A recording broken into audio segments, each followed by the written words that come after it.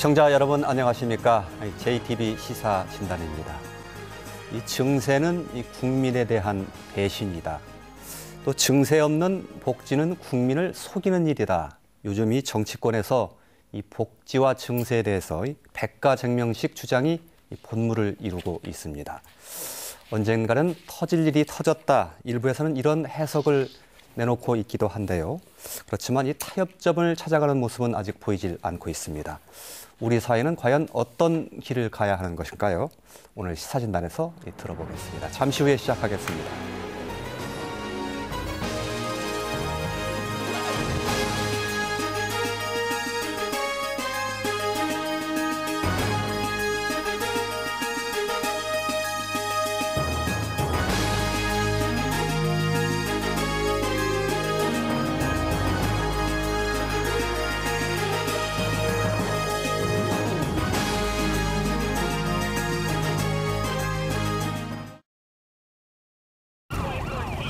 이게 내 조건이다.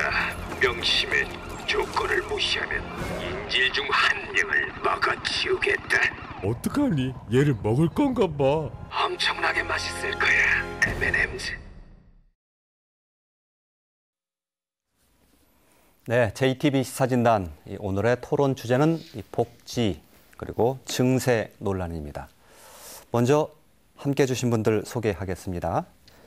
새정치민주연합 김춘진 국회의원 나와주셨습니다. 네, 안녕하십니까. 새누리당 진안무주 장수 임실 당협위원장 맡고 계신 전희재 위원장 함께해 주셨습니다. 네, 안녕하세요. 한일장신대학교 사회복지학부 김인 교수 나와주셨습니다. 네, 반갑습니다. 원광대학교 경제학부 강남호 교수 함께해 주셨습니다. 안녕하십니까. 자, 본격적인 이야기에 앞서서 오늘 토론 주제 담은 이 짧은 영상 보신 후에 이야기 시작하겠습니다. 연말정산 파동에서 불거진 증세와 복지 논쟁이 뜨겁게 달아오르고 있다. 야권에서는 정부가 담배세 인상과 연말정산 방식 변경을 통해 사실상의 서민 증세를 시행했다며 강하게 비판하고 있다. 그러면서 증세 없는 복지는 허구임이 드러난 만큼 증세를 본격적으로 논의해야 한다는 주장을 펴고 있다. 그러나 여권에서는 증세는 최후의 수단이 되어야 한다는 원칙을 강조하고 있다. 경제가 활성화되면 자연히 세수가 늘어나게 되기 때문에 지금은 경제 살리기에 집중해야 한다는 것이다. 법인세 인상과 관련해서 법인세율을 높일 경우 경제가 위축돼서 세수가 오히려 더 줄어들 수 있다는 반론을 펴고 있다. 여권 일각에서는 복지를 조정해야 한다는 입장을 내놓고 있다. 일부 보편적 복지를 선별적 복지로 바꿔서 우리 사회가 감당할 수 있는 복지 수준을 찾아야 한다는 것이다. 그러나 한 번 시행한 복지를 되돌리기가 쉽지 않은 데다 이에 대한 반대도 만만치 않다. 우리의 복지 수준은 선진국에 비해 과도한 것이 아니며 저출산 고령화 극복을 위해 꼭 필요한 것들이어서 오히려 복지를 더 강화해야 하는 것이 국가의 책무라는 주장이다. 나란히 달리는 평행선처럼 접점을 찾지 못하고 있는 복지 조정과 증세 논쟁. 지속 가능한 발전을 위해서 우리 사회가 선택할 길은 무엇인지 시사진단에서 들어본다. 네, 토론 시작하겠습니다. 오늘의 토론 주제를 짧게 요약하자면 아마 증세 없는 복지, 이게 과연 가능한 것인가에 대한 여러 가지 생각들로 나눠볼 수 있을 것 같은데요. 그중에서 먼저 증세에 관련해서 먼저 얘기를 한번 좀 해보겠습니다. 증세가 과연 필요한 것인가 아니면 현재로서는 좀 적절치 않은 것인지 생각이 좀 다를 수 있을 것 같은데요. 전희재 위원장님께 먼저 여쭤볼까요? 예. 네. 증세 어떻게 보십니까? 예, 이 논쟁은 상당히 아마 끝이 없을 걸로 제가 예상이 됩니다. 예. 2012년도에 복지 관련해서 대선 공약이 아주 문재인 후보나 당시 박근혜 후보 간에 치열하게 논쟁이 된 것이 바로 복지 관련의 재원 문제였는데 어떻든 그때 당시에 우리 박근혜 대통령 후보는 135조를 지원해서 증세 없는 복지를 주장했고 문재인 후보는 법인세 등 증세를 통해서 197조를 통해서 복지를 확대한다 이런 주장을 했습니다. 어떻든 지금 조금 전에 화면에 봤습니다마는 지금 현재 정부 여당이나 청와대나 우리 당의 기조는 증세 없는 복지를 우선 한번 그 기존대로 기저를 가지고 가되 경기 활성화를 통해서 좀 더 뭔가 세원을 확보하고 그래서 증세라기보다는 세금을 더 걷어들일 수 있는 기반을 토양을 만들고 그리고 어떻든 복지도 다시 한번 국민적 합의를 통해서 좀 선별적 복지가 필요하면 좀 조정을 하고 이런 여러 가지 수요 공급 측면을 조절을 통해서 당분간은 증세 없는 복지를 그대로 견지해야 할 거 아니냐 이런 주장을 가지고 있습니다. 예. 증세보다는 경제 활성화가 그렇습니다. 우선이다 지금 이제 뭐 야권에서 주장하는 그 증세 예를 들어서 법인세라든지 소득세라든지 이런 증세라기보다는 현행 구조에서 현 시스템에서 진행되는 그 복지제도를 밀고 가되 그에 필요한 재원은 기존 박근혜 대통령이 약속했던 그런 뭐 지하경제 양성화라든지 또 그 비과세 감면 조정이라든지 세출구조 조정 이런 것을 기본적으로 하면서 그 다음에 우리 경제를 활성화 지금 국회에 뭐 12가지 경제 활성화 관련된 법이 지금 계류되어 있습니다만 그런 법을 빨리 뭔가 통과시켜서 현지에 적응함으로써 이게 경제를 활성화되면 세수요 기반이 확대돼서 증세가 됨으로써 자연스럽게 해결될 거 아니냐 이렇게 보고 있습니다. 예. 그동안 이제 그 새누리당에서도 그렇고 이제 언론에서 많이 이제 보도됐던 내용을 좀 압축해서 말씀을 해주신 것 같습니다. 네네. 김춘진 의원님 어떻게 생각하십니까? 증세 없는 이 복지 논란이 가열되고 있죠. 지금 여당의 당대표와 원내대표께서도 증세 없는 복지는 불가능하다. 이렇게 말씀을 하고 계시죠. 저는 복지 수요는 앞으로 급격히 증가할 겁니다. 이 인구가 이제 노령화가 되어가고 있죠. 그래서 고령 사회로 머지않아서 이제 진입하게 되고 또 두 번째로는 지금 대한민국이 이제 소득 양극화가 심하죠. 그래서 저는 복지 수요가 많아지는데 과연 이 세금을 더 걷지 않고 경기 활성화를 통해서 재원 마련을 하겠다 하는 것은 상당히 저는 어렵다고 봅니다. 현재 우리나라의 그 세금 부담률이 보면은 2013년에 GDP 대비 17.9%였어요. 예. 그런데 2007년에 이제 19.7%였죠. 그렇게 지금은 오히려 세금이 자꾸 이제 줄어드는 경향이 있죠. 그래서 과연 OECD 국가가 내는 이 담세율이 거의 24% 가까워요. 예. 그리고 국민 부담률이 34.3%입니다. 예.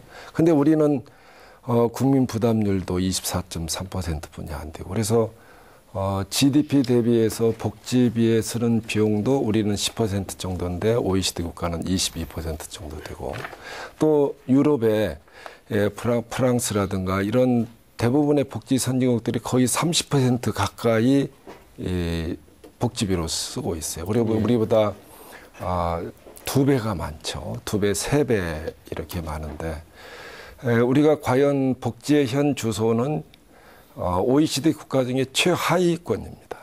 그래서 세금도 아주 작게 냅니다. 예. 그래서 우리는 저세금을 부담하고 최저 복지 수준을 누리고 있는 국가다. 그래서 앞으로 복지 수요가 많아지기 때문에 이건 증세 없는 복지는 불가능하다고 봅니다. 예. 따라서 증세에 대한 논의를 바로 시작을 해야 된다 이렇게 요약을 해도 되겠습니까? 네, 그렇죠. 예. 김인 교수님 또 강남원 교수님 두 분의 말씀에 대해서 어떻게? 네. 예. 우선 그 증세 없는 복지는 박근혜 대통령 후보 당시에 주요 공약이었던 것은 아마 다 아실 겁니다. 증세 없이 복지를 하겠다. 어떠한 방법으로 하겠는가? 지하 경제를 활성화하고 각 부처 예산을 좀 줄여서 그 예산을 복지에 투자하면 된다라는 어떤 그런 공약을 내세웠지만 결국에 지금 현재 2014년 기준으로 세금이 약 10조 9천억 정도 덜 거치는 그러한 상황에 처해져 있습니다. 그리고 아까 김춘진 의원께서 말씀하셨습니다마는 선진국 기준이 되고 있는 이 복지의 수준에 대한 욕구는 누구도 거스를 수 없는 큰 흐름이 되고 있습니다.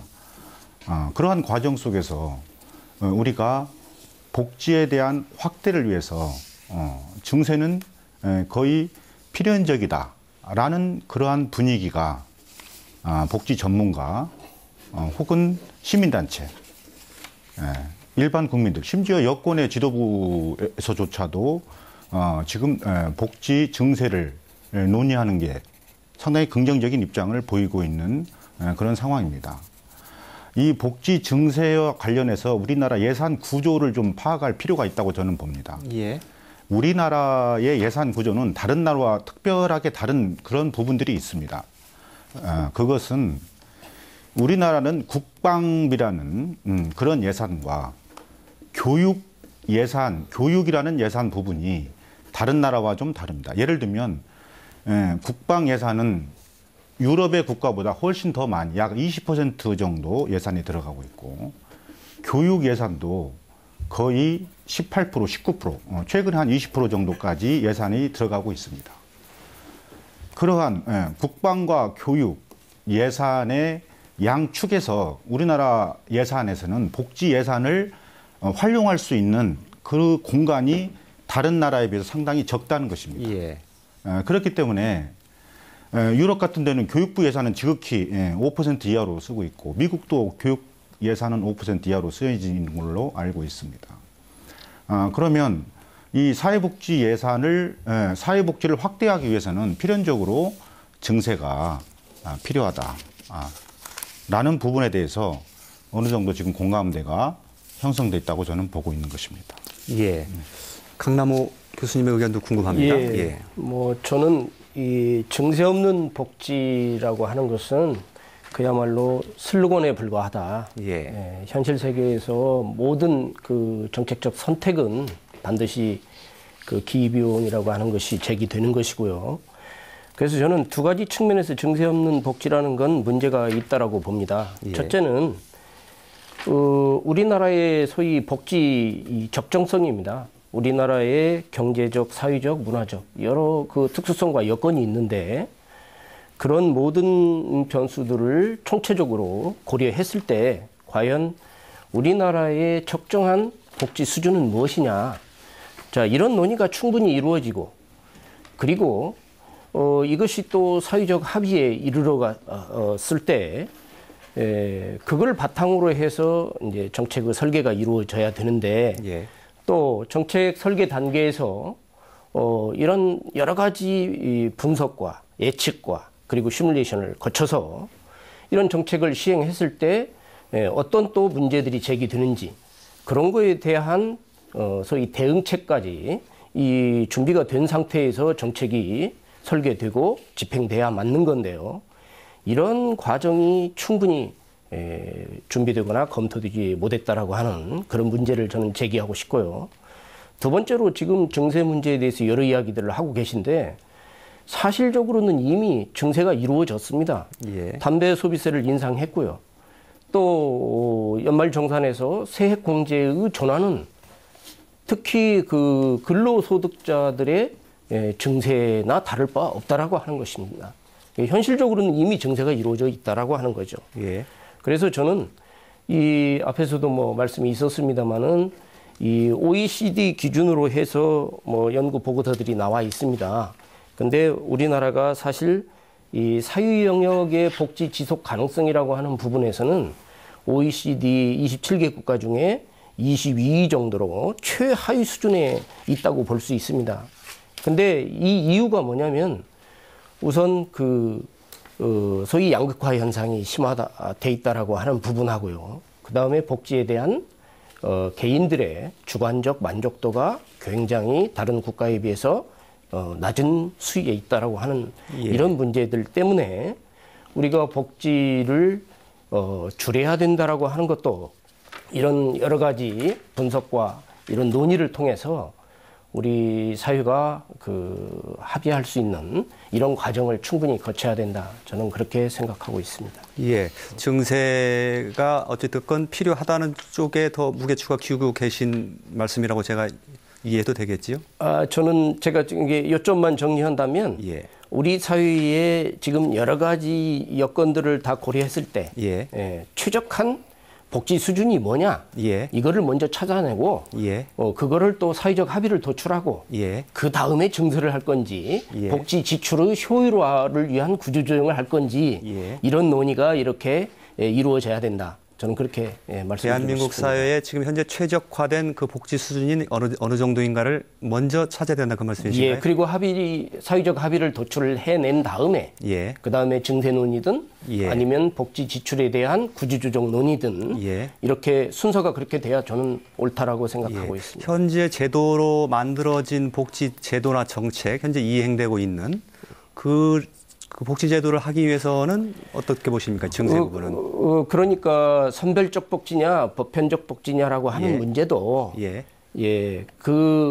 그러니까 지금 증세 없는 복지라고 하는 것과 현재 이런 구호 아래 시행되고 있는 복지 시스템은 여러 가지 선심성 그런 정책의 성향을 가지고 있다라고 하는 지적을 하지 않을 수가 없습니다. 듣겠습니다. 전희재 의원님. 그러니까 우리 김춘지 위원장님이나 우리 김인 교수님이 증세해야 된다 많이 강조하셨는데요. 우리 김춘진 위원장님 말씀대로 OECD 국가 중에서 우리나라 하위권은 맞습니다. GDP 대비 우리가 10.4% 정도 복지에 투자를 않고 있기 때문에 그 평균의 21.6% OECD 국가들이 그런 기준에 비하면 우리는 낮은 것은 사실입니다. 그러나 OECD 국가들이 대개 복지 시작한 지가 대개 50년, 100년 됩니다.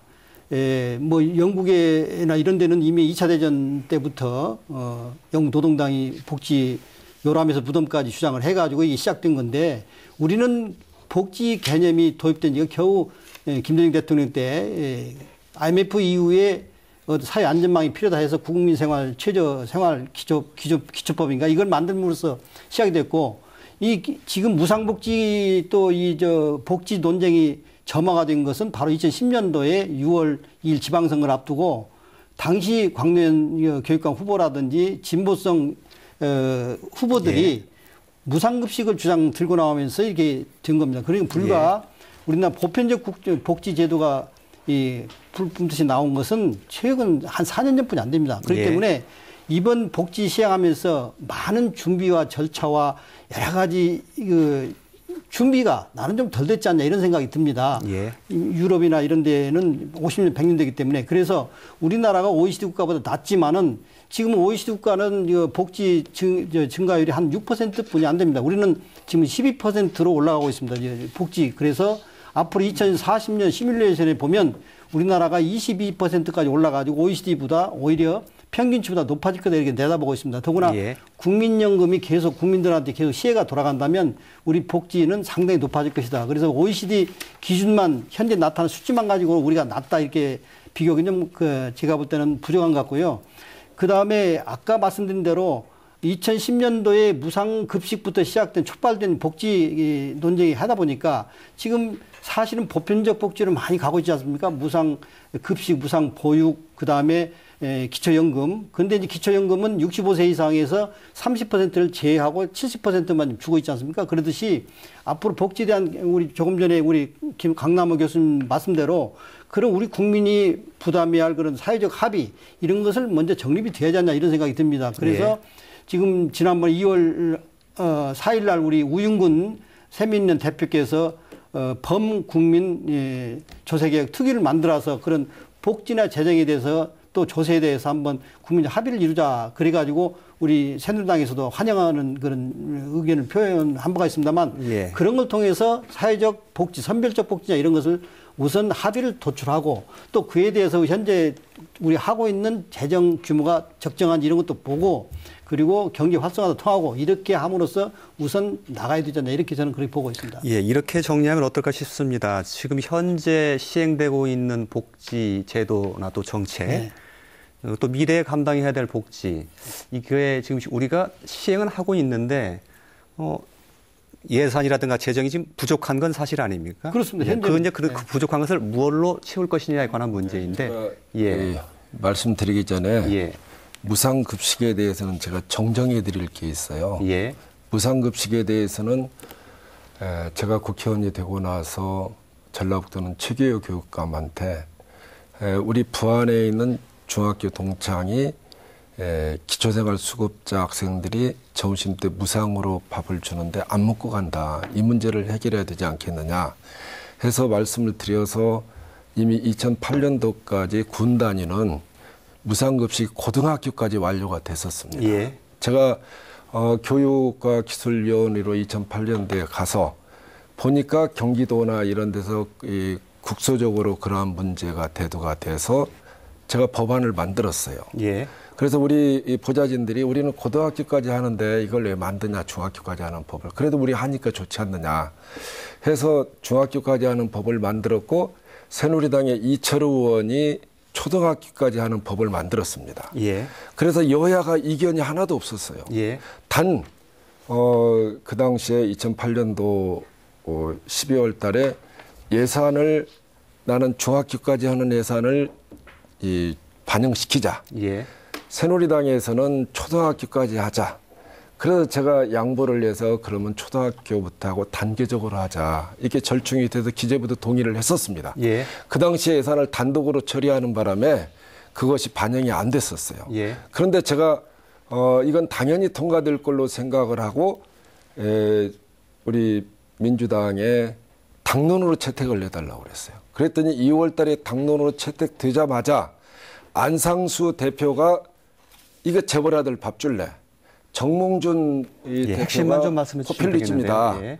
그렇게 해서 이 논쟁이 됐던 겁니다. 예. 그렇지 우리가 야당에서 그걸 만들려고 해서 이 논의가 된 게 아니고 예, 그 당시에 이 안상수 의원 지역은 과천 지역인데 2000년도부터 무상급식을 실시한 지역입니다. 예, 알겠습니다. 그다음에 임태희 대통령 비서실장 지역은 이미 거기도 무상급식이 예, 알겠습니다. 실시됐던 지역이죠. 예, 예, 바로 예. 그러한 문제는 우리 야당에서 정치적으로 이용하려고 해서 했던 것이 아니고, 즉 여당이 이슈화를 예. 만들었다. 예. 그 점을 이제 분명히 아실 예, 것을 김인 교수님께 말씀드리고요. 드리겠습니다. 예, 아까 전희재 위원장님과 우리 강남호 교수님께서 국민적 합의에 대해서 상당히 중요하다, 그런 말씀을 해주신 것 같습니다.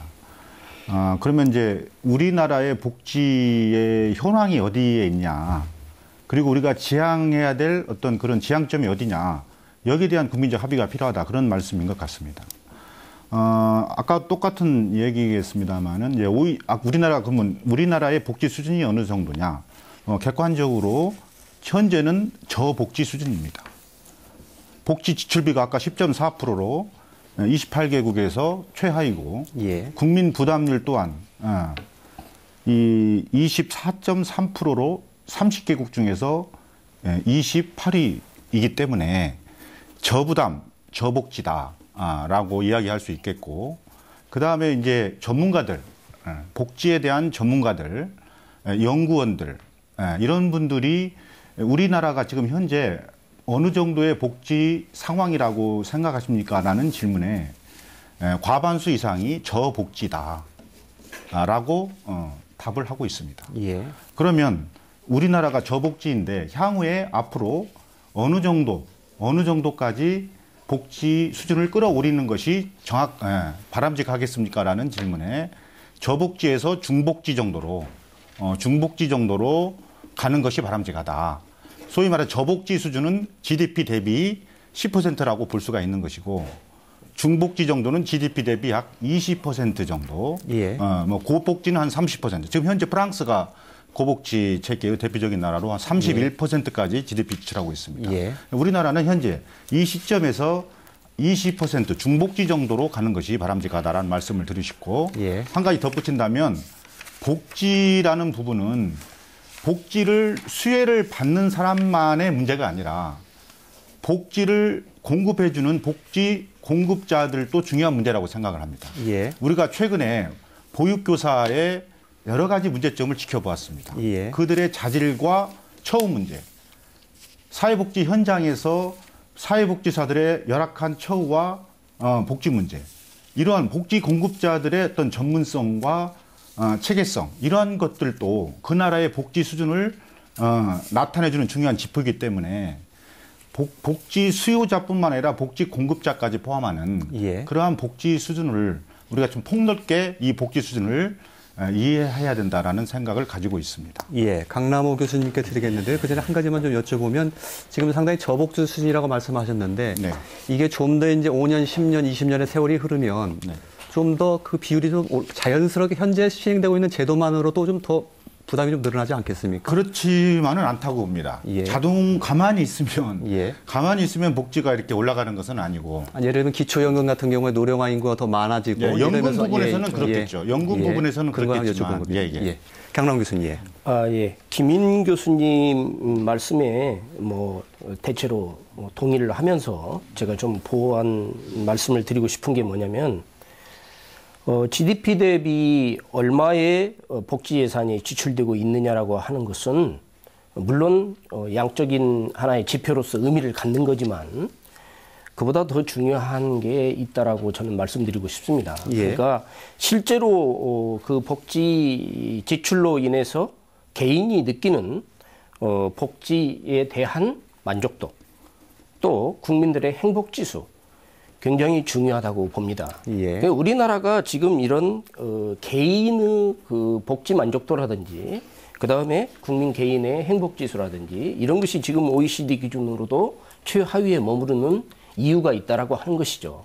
그러니까 제가 지금 좀 덧붙이고자 하는 말씀은 뭐냐면 동일한 복지 비용이라고 하더라도 그 복지 수단을 어떻게 가져가느냐에 따라서 그 복지 지출의 내용이 어떻냐에 따라서 그 이펙트는 달라질 수 있다라고 하는 점도 놓쳐서는 안 된다라는 걸 지금 말씀드리는 겁니다.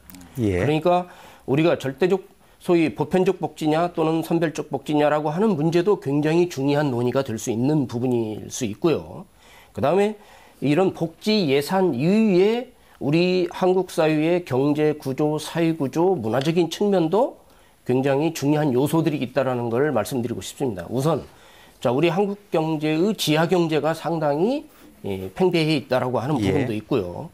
그다음에 기부 문화가 굉장히 선진국에 비해서 열악하다라고 하는 부분도 지적하지 않을 수가 없습니다. 그러니까 정부의 복지 지출이 아닌 민간 부분의 복지의 그 영역이, 보완 영역이 존재할 수 있는데 예. 우리 사회가 그게 굉장히 부족하다라고 하는 것도 지적하지 않을 수가 없고요. 그다음에 예. 그 정도 좀 듣겠습니다. 예. 예. 한 가지 더. 예. 제가 말씀드린 지금 이제 증세 없는 복지가 지속 가능하냐 그걸 물으신 거 아닙니까? 보면은 이제 우리나라가 경제 성장률이 앞으로 갈수록 이제 줄어들고 예. 또 잠재적인 경제 성장률도 이제 줄어들 걸로 예측이 되고 있어요. 그래서 예. 그렇게 희망적이지 못합니다. 예.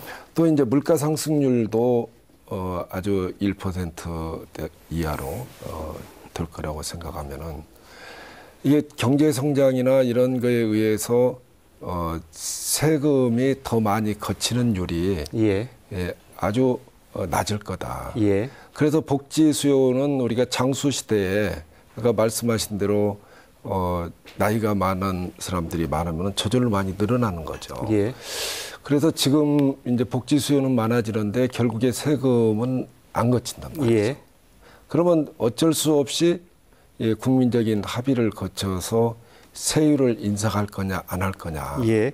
이제 거기에 초점이 맞춰지는 거죠. 예, 알겠습니다. 그래서 우리가 어떻게 하면은 이 재원 마련하느냐. 지금 지하경제 말씀을 하셨지만은 OECD 평균 지하경제가 18.4%죠. 예. 근데 우리는 26.3%거든요. 예. 그래서 지하경제를 양성화시키겠다고 대통령께서 공약을 했지만은 이 부분도 그렇게 성과적이지 못합니다. 그래서 결국에는 이렇게 이 10조 8천억이라는 이제 이 세금이 덜 거쳤고 또 연 3년에 걸쳐서 이렇게 세금이 덜 거치지 않습니까? 그리고 금년에도 세금이 덜 거칠 걸로 이렇게 전문가들이 예측하고 있습니다. 알겠습니다. 그래서 이런 면에서 우리 국민적인 합의가 필요하다 이런 말씀입니다. 여권에서는 이제 그 증세보다는 경기의 활성화를 통해서 세수화를 더 늘려가는 그런 방향에 우선을 두고 증세는 최후의 수단이라는 것이 바로 그런 뜻인데요. 그게 어렵다 지금 그런 말씀이 아닙니까? 당연하죠. 그것은 왜 그러냐면은 고령사회 시대에 우리가 내수가 위축이 되거든요. 그런데 내수가 잘 안 되고, 그다음에 물가 상승률이 많이 오를 때는 정부에 이제 세금이 많이 거치게 되는데 또 그럴 가능성도 작고, 그리고 이 새로운 세원 발굴도 될 가능성이 작고, 그런데 그래서 저는 이 복지 정책은 바로 일자리를 창출하는 거예요.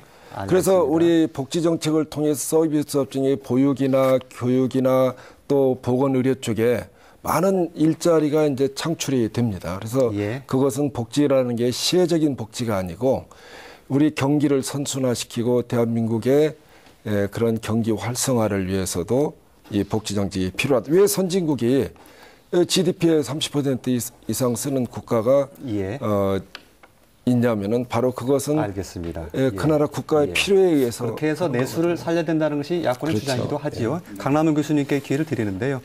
그 경기 활성화를 통한 세원의 확보 이게 상당히 어렵다. 김춘준 의원님의 말씀이신데 그거 어떻게 보십니까? 뭐 동의하면서요. 일단 저는 증세 없는 복지라고 하는 슬로건은 이거는 그야말로 허구에 불과하다라는 걸 제가 먼저 전제로 말씀을 드렸습니다. 왜 그러냐면요. 이미 증세는 이루어진 거거든요. 담배세를 인상했고 세액 공제라고 하는 과정을 통해서 개인 근로소득자들의 증세를 한 거나 다를 바가 없는 겁니다. 실질적으로는. 그렇기 때문에 이렇게 했음에도 불구하고 세수에는 엄청난 지금 손실이 나 있는 상태이고요. 그러므로 국가 재정의 건전성이 위협받고 있는 상황이다. 여기까지 지금 현실적으로 드러난 겁니다. 그러니까 법인세 수의 경우 지금 지난해 대비 2.7%가 감소했고요. 30대 기업의 법인세 수는 15%나 오히려 줄어들었습니다. 반면 근로소득 세수는 전년 대비 15.5%가 증가했습니다. 그러니까 제가 말씀드리고자 하는 요점은 이미 증세는 시작이 돼 있는 상태고요. 그럼에도 불구하고 세수에 문제가 제기되고 있기 때문에 국가 재정이 건전성에 위협받고 있는 상황이다. 그런데 지금 2014년 기준으로 우리가 그 통계를 보더라도 오히려 근로소득자들이 세 부담을 더 하고 있는 이런 현상이 나타나고 있다. 그래서 저는 증세는 이미 시작돼 있는데 그 증세라고 하는 것도 자 이렇게 근로소득자들이 세부담을 더 하는 이런 문제를 해결해야 된다라고 하는 것과 또 하나는 이렇게 경기가 회복되지 않고 있는 이런 상황에서 물론 경기가 회복되면 당연히 세수는 증가하게 돼 있습니다. 왜냐하면 세원이 커지기 때문에요. 그런데 경기가 이렇게 회복되지 않는 상황에서는 사실 이론적으로는 법인세나 소득세의 증세는 굉장히 위험한 겁니다. 그렇기 때문에 법인세나 소득세의 증세를 통해서 소위 유효수요를 줄이고 투자 요인을 줄이고 그래서 총수요가 위축되는 그러면 경기는 더 회복되기 어려워진다라고 하는 이런 의미를 갖고 있기 때문에 사실 우리가 증세를 어느 세수를 통해서 증세를 할 것인지 자 이런 것에 대해서 충분한 논의와 사회적 합의가 필요하다 저는 그렇게 생각합니다. 저는 우리 법인세 인상에 대해서는 다시 한번 우리가 생각해 볼 필요성이 있어요. 법인세를 2009년도에부터 24%에서 22%를 2% 깎아줬죠. 그래서 그 당시에 이제 법인세를 줄일 때 우리가 낙수 효과가 있을 거다. 그런데 그때보다 지금 얼마만큼 돈이 많이 쌓였냐면은 한 280조 정도가 20대 기업에 더 많은 돈이 유보가 돼 있어요. 그래서 588조 정도가 쌓여 있거든요. 그런데 투자한 비율을 보면 투자를 거의 안 했어요. 예전에 법인세를 제대로 거둘 때보다 투자를 제대로 안 했습니다. 그래서 결국에 법인세를 2% 낮춰준 것이 재벌들의 유보금만 더 많아졌을 따름이다. 그래서 우리나라가 지금 이 법인세를 걷는율이 OECD 평균이 24.3%인데 우리가 22% 되지 않습니까? 그래서 예. 지방세를 포함하면은 이제 OECD 국가 평균이 25.3%고 그래서 우리가 이게 낮은데 정말 낮느냐? 예. 조금밖에 거의 엇비슷하느냐? 예. 그러면 실효적인 이 세율이 14%밖에 되지 않습니다. 이리 예. 감해주고 저리 감하고 예. 해서 결국에 이리저리 이제 절세를 하시죠. 알겠습니다. 예. 그래서 문제는 저는 이 법인세 인상이 예. 지금으로서는 필요하다. 예. 알겠습니다. 예, 김 교수님. 저는 이게 우리 사회에서 지금 현재 증세 없는 복지, 복지와 경제, 이 복지와 경제는 누가 하나가 희생되어서 성장하거나 유지되는 어떤 그런 이분법적 사고가 너무 팽배해 있다. 저는 이러한 그 사고를 좀 극복해야 된다라는 기본적인 생각을 가지고 있습니다. 즉 다시 말하면 복지와 경제는 상호 보완적이며 서로 도움을 줄 수 있는 파트너 관계가 될 수 있다는 것입니다. 예. 제가 간단히 예를 들어보겠습니다. 예. 요즘 같은 불경기에 어떻습니까? 경제를 활성화시키기 위해서는 소비를 촉진시켜 줘야 됩니다. 경기가 불황이 됐으니까 소위 말해서 사회적 약자들의 수가 늘어납니다. 그들이 사회복지적인 급여를 받아서 소비를 하는 것입니다. 예. 소비가 촉진돼서 경제를 활성화시키는데 도움이 된다는 것입니다. 예. 반대로 경기가 지나치게 호황이 되면 소비를 좀 억제시켜야 됩니다. 예. 사회적 약자 수는 줄어들고 급여는 적어지고 당연히 소비가 완화되기 때문에 이 경기를 안정시키는 역할을 감당한다는 것입니다. 예. 또 사회복지 기관들 자체가 일자리를 창출해주는 기관의 역할을 감당하고 있습니다. 작게는 10명에서 큰 사회복지 기관 같은 경우는 100여 명의 일자리가 창출되고 있는 것입니다. 예. 또 사회복지 기관에서 인력 자본을 극대화시켜주고 인력 자본을 보존시켜주는 역할도 담당합니다. 실업자들에게 취업 기술과 교육을 시키고 재취업을 시켜줍니다. 또 사회적 기회비용을 감소시켜줍니다. 예. 정신질환자라든가 성폭력 예방자라든가 알코올 중독자라든가 비행 뭐 이런 사람들을 사회복지적인 네트워크에서 교육시키고 치료시켜준다면 예. 이들이 일으킬 사고에 대한 비용을 충분히 전략시켜줄 수 있다. 예. 그러므로 경제와 복지는 극과 극이 아니라 예. 상호 도움을 줄 수 있는 예. 그런 상호 보완적인 역할을 충분히 감당할 수 있다. 예. 그래서 이 경제와 복지에 대한 이해의 폭을 우리는 넓힐 필요가 있다라고 저는 그렇게 생각하고 있는 것입니다. 예. 한동안 말씀이 없으셨던 전희재 위원장님께 기회를 좀 드려야 될 것 같습니다. 제가 예. 쭉 얘기를 듣고 있습니다만은 예. 상당히 증세가 필요하다는 그런 말씀 많이 하시는 것 같습니다. 예. 그리고 아까 우리 강남우 교수님께서 근로소득세는 많이 증가했는데 법인세는 많이 줄었다 그런 말씀하셨는데요. 근로소득세가 늘은 것은 사실입니다. 이게 매년 근로임금이라는 것은 인상이 되기 때문에 과표가 더 커지고 또 하나는 자꾸 그 안에 취업자가 늘다 보니까 근로소득세는 좀 올라갈 수밖에 없습니다. 그런데 법인세는 경기가 불황이 되면은 자연히 그 볼륨이 작아지기 때문에 적어진 겁니다. 그래서 지난 2년간 20조가 세수 결함이 나오고 금년에도 3조 이상 결함이 날 가능성이 있습니다. 근데 지금 우리나라 경기가 굉장히 불황이라고 하지 않습니까? 지금 대기업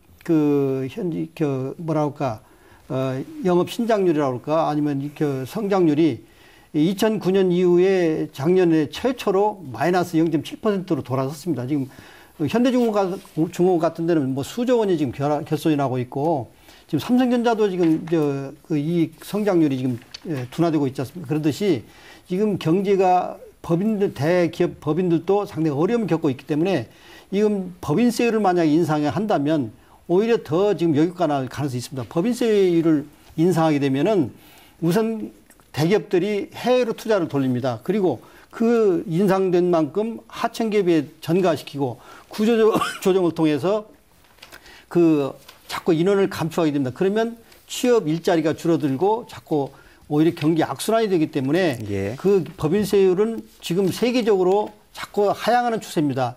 일본이나 미국이나 이게 35%인데 지금 미국도 28%까지 줄이려고 지금 추진하고 있고 예. 일본도 35% 법인세율을 지금 금년 4월부터 2.5% 내리고 앞으로 20%가 줄일 추진을 하고 있습니다. 예. 지금 세계적으로 우리나라가 법인세가 22%인데 평균은 23.6%가 됩니다. 이 법인세율이. 예. 그래서 예. 우리가 세계 평균보다는 OECD 평균보다는 좀 비교적 낮지만은 예. 그러나 전 세계적으로 법인세를 내린 추세입니다. 예. 그렇기 때문에 특히 이제 프랑스 같은 데도 이번 1월 1일부터 부유세를 없앴지 않습니까? 예.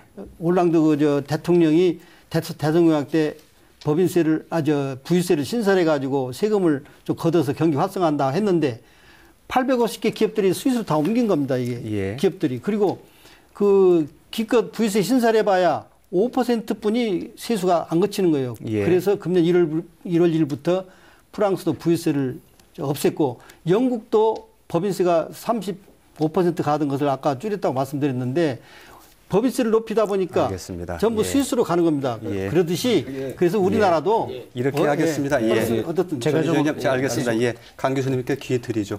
법인세 인상하면 오히려 부작용이 더 부작용이 많다 높다. 이 말씀이시죠. 예.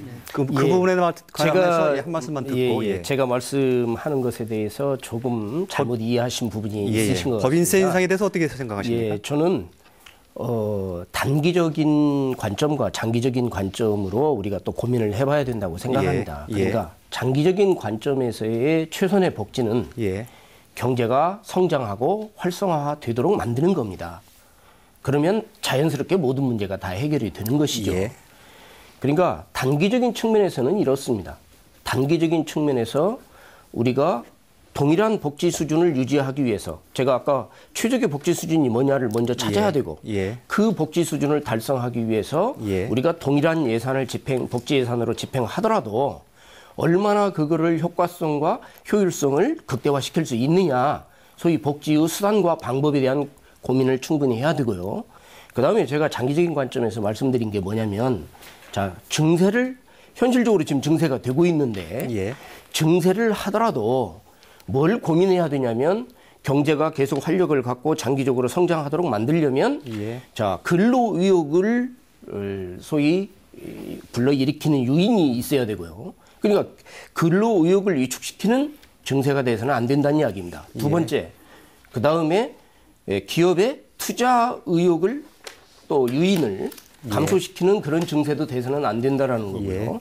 그 다음에 또 하나, 유효 수요를 줄이는 그런 증세도 돼서는 안 된다라고 하는 겁니다. 예.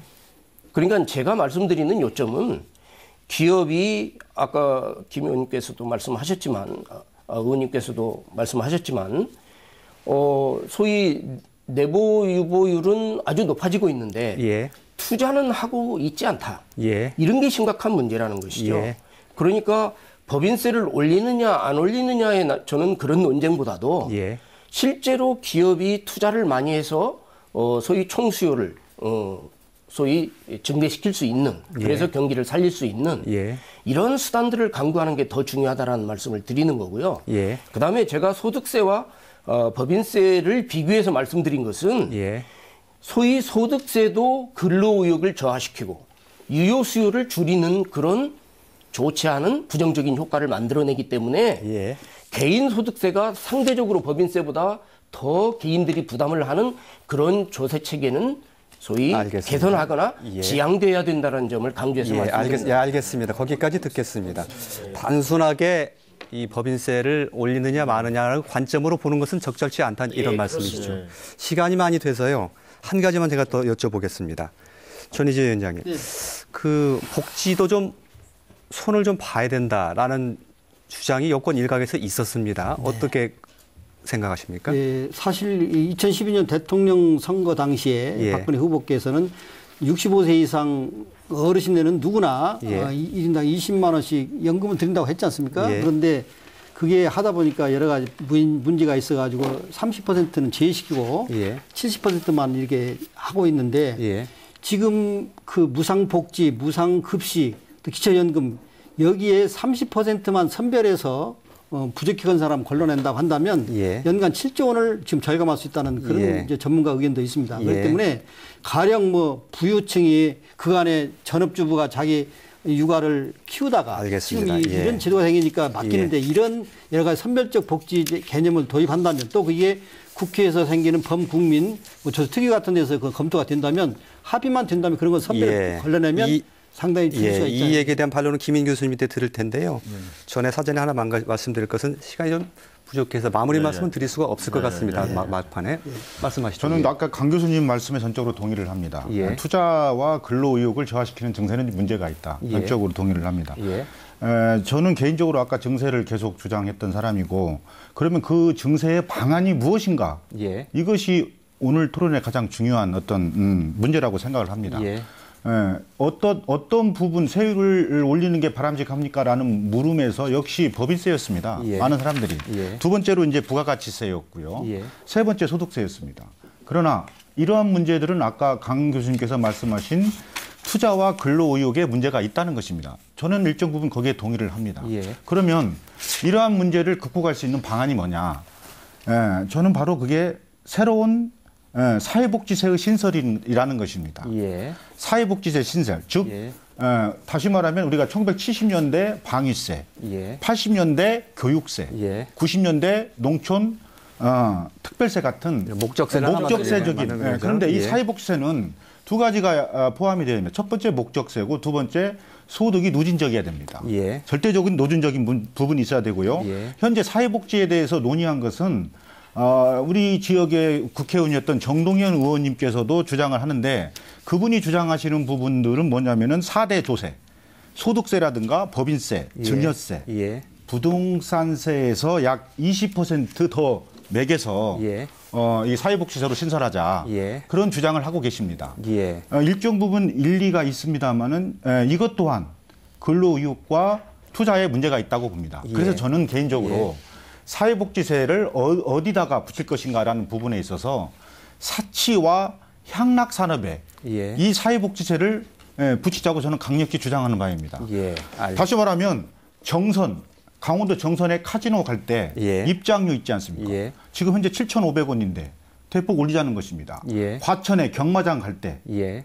입장권 늘리자는 것입니다. 알겠습니다. 1,000만 원짜리 밍크코트, 예. 100만 원짜리 양주, 뭐 이런 등등의 사치와 향락 부분에 사회복지세를 붙이게 된다면 사치하지 않는 중산층이라든가 이런 사람들하고는 증세는 되겠지만 그들에게는 새로운 교수님 증세가 알겠습니다. 포함되지 예. 않는다는 증세의 구체적인 방안까지 좀 제시를 해주셨습니다. 네네네. 사회복지세를 네네. 신설하는 방안. 네. 그게 얼마쯤 금액이 될 거라고 추산을 해보셨습니까? 시작 단계에서부터 예. 또 확대시켜 나간다고 본데 제가 시작 단계에서는 5조 원에서 6조는 충분히 가능하고 예. 연차적으로 알겠습니다. 10조, 20조까지는 예. 충분히 가능하다고 저는 봅니다. 예. 김친준 의원께 여쭙죠. 전희재 위원장께서 일부 좀 선별적 복지로 돌릴 것도 있지 않느냐 이렇게 주장하셨는데. 이미 우리가 국민이 의무로 하는 거, 즉 교육이나 국방이나 이런 것은 보편적 복지로 가는 것이 타당하다고 봅니다. 그리고 그 이후에는 지금도 선별적 복지를 하고 있고 또 선별적 복지와 보편적 복지는 항상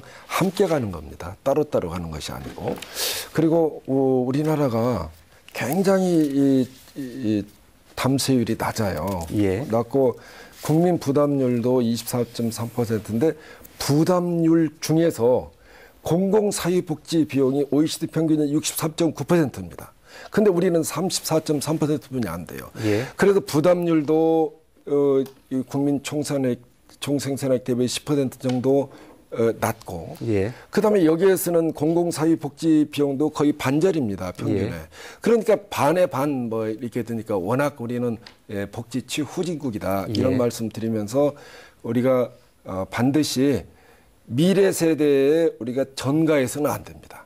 현 세대에서 우리가 어떤 세원 구조와 어떤 복지 정책을 통해서 우리 국민을 행복하게 할 수 있을 것인지. 예.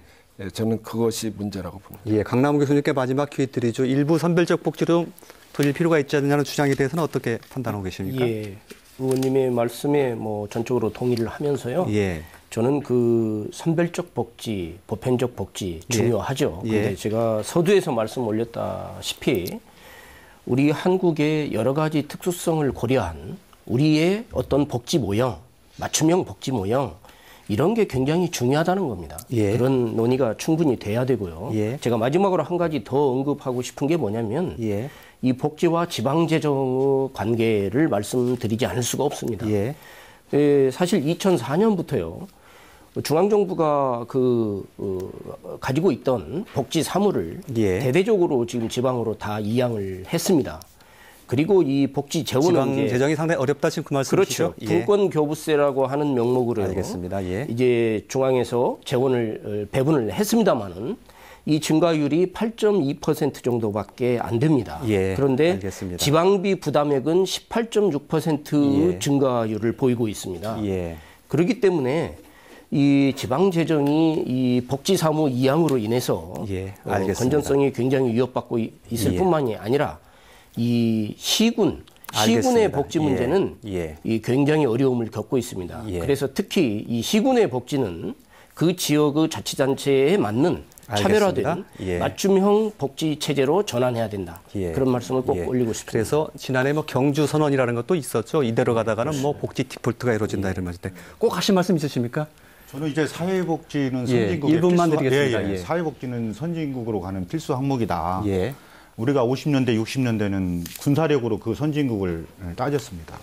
70년대, 80년대, 90년대는 경제력이었습니다. 돈이 얼마나 많이 있느냐. 예. 2000년대 이후는 복지 수준이 어느 정도이냐. 예. 이거였습니다. 예. 그래서 분명한 사실은 이 복지를 후퇴하고 복지가 축소되고 선진국가로 가는 나라는 이 지구상에는 없습니다.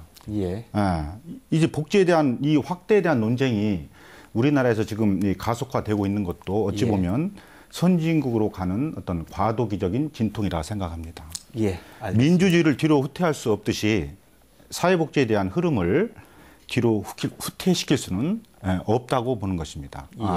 이런 논쟁들이 더욱더 건강하게 건전하게 진행됨으로써 우리나라도 선진국으로 하루빨리 도약했으면 하는 바람입니다. 예. 짧게 한 말씀만 드리겠습니다. 예. 30초 드리겠습니다. 예. 아까 김춘진 위원장님께서 우리 대기업들 사내 유보금이 588조라고 말씀하셨는데요. 20대 예. 기업들이 물론 사내 유보금이 많이 있습니다. 그런데 예. 이 기업들이 투자 않는 이유는 미래에 대한 불확실성과 각종 규제 때문입니다. 예. 그래서 이제 이번에 그 국회에 지금 12개 경제 활성화 법안이 계류되어 있습니다. 예를 들어서 관광산업진흥법이라든지 서비스산업발전기본법이라든지 의료법이라든지 예. 그런 것들을 빨리 통과시켜주면 그 맥락에서 투자를 활성화해서 일자리도 늘어나지 않을까 저는 이렇게 보고 있습니다. 예. 지금 알겠습니다. 재벌들이 돈을 쌓아놓은 이유는 시간제 근로제 비정규직 임금을 작게 줘서 예, 알겠습니다. 지금 쌓아놓은 측면도 거기까지- 있고 여러 가지 측면이 있습니다. 거기까지 드려야 되겠습니다. 예. 김인 교수님 말씀하셨는데 아마 새누리당도 또 새정치민주연합도 복지의 중요성을 간과하지는 않을 것이라고 봅니다. 그런데 이 복지제도 가만히 들여다보면 이 충분한 검토 없이 이 선거 때 사실 급조되는 경우가 상당히 많은 것 같은 그런 느낌입니다. 아마 이번 논란도 그런 후유증이 아닌가 싶은 생각을 해보는데요. 이번에는 정말 좀 시간이 걸리더라도 진지하게 이 사회적 합의를 도출해내는 그런 과정이 있었으면 좋겠다는 바람을 가져봅니다. 오늘 토론 모두 마치겠습니다. 함께해 주신 시청자 여러분 대단히 고맙습니다.